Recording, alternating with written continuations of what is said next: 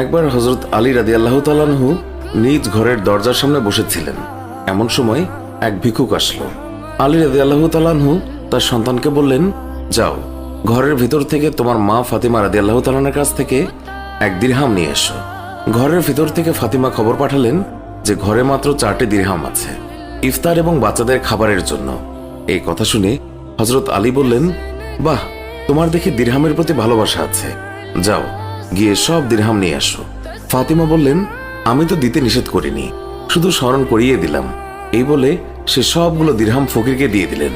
এই ঘটনার একদিন পর জিবরাইল আলাইহিস সালাম মানবরূপে তিনি আলীর সঙ্গে সাক্ষাৎ করলেন। তার সঙ্গে ছিল একটি জান্নাতি উট। হযরত আলী রাদিয়াল্লাহু তাআলা আনহুকে বললেন, আমি আমার উটটি বিক্রি করব, তুমি কি কিনবে? হযরত আলী বললেন, আমার কাছে এটা ক্রয় করার মতো মূল্য নেই। জিবরাইল বললেন, আপনি এটা বাকিতে নিন। এই কথা শুনে আলী রাদিয়াল্লাহু তাআলা আনহু বললেন, আচ্ছা, এটা আপনি কত টাকা দিয়ে বিক্রি করবেন? তিনি বললেন, 100 দিরহাম। এরপর হযরত আলী রাদিয়াল্লাহু তাআলা আনহু 100 দিরহামের বিনিময়ে এটি ক্রয় করলেন। তারপর তিনি পথ চলতে লাগলেন। এর কিছুক্ষণ পর বেদুইন রূপে হযরত মিকাইল আলাইহিস সালাম তার সঙ্গে দেখা করলেন এবং জিজ্ঞাসা করলেন, আপনি এই উটটি বিক্রি করবেন? আলী বললেন, হ্যাঁ। বেদুইন জিজ্ঞাসা করলেন, কত টাকা দিয়ে কিনেছিলেন? আলী রাদিয়াল্লাহু তাআলা আনহু বললেন, 100 দিরহামে কিনেছি। বেদুইন বললেন, আমি 60 দিরহাম লাভে তা ক্রয় করব। হযরত আলী রাদিয়াল্লাহু তাআলা আনহু তখন 160 দিরহামে উটটি বিক্রি করলেন। বেদুইন তাকে 160 দিরহাম দিলে আলী সেই দিরহাম নিয়ে পথ চলতে লাগলেন। পথের মধ্যে পূর্বে সেই বিক্রেতার সঙ্গে তার আবার দেখা হলো।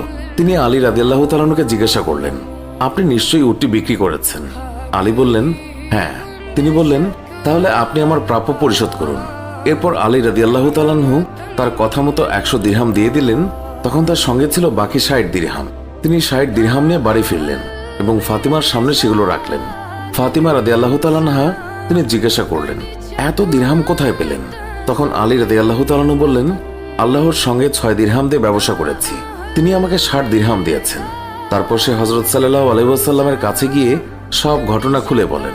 তখন সাল্লাল্লাহু আলাইহি ওয়াসাল্লাম বলেন, তুমি কি জানো যে সেই পথের প্রথম ব্যক্তি ছিল জিবরাইল আলাইহিস সালাম আর ক্রেতা ছিলেন মিকাইল আলাইহিস সালাম?